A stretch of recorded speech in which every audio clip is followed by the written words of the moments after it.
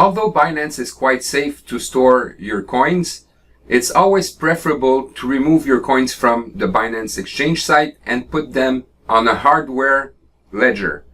So the one that I use is Ledger Nano X, because this is not hosted on any website. It's basically a key that holds your information. So like that, nobody can hack you, right? So the one that I use is Nano X, but I also use Trezor.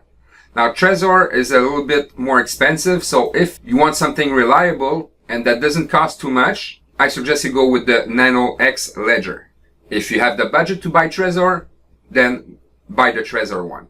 But what's important here is that you store your coins on a hardware ledger or hardware wallet, call it what you want. Like that, you're sure that nobody's going to be able to steal your coins from you. And I'm going to make you an example. Let's say you buy, I don't know, Ethereum for $2,000 or $4,000 whenever you buy it. And from that point, it skyrockets to $40,000. So your one coin would be worth $40,000. Now, it would be really a shame that you get that coin stolen for XYZ reason, right? So to play it safe, you always want to store your most valuable coins on a hardware ledger. Like that, nobody can steal them from you. Obviously, this is not something that's necessary.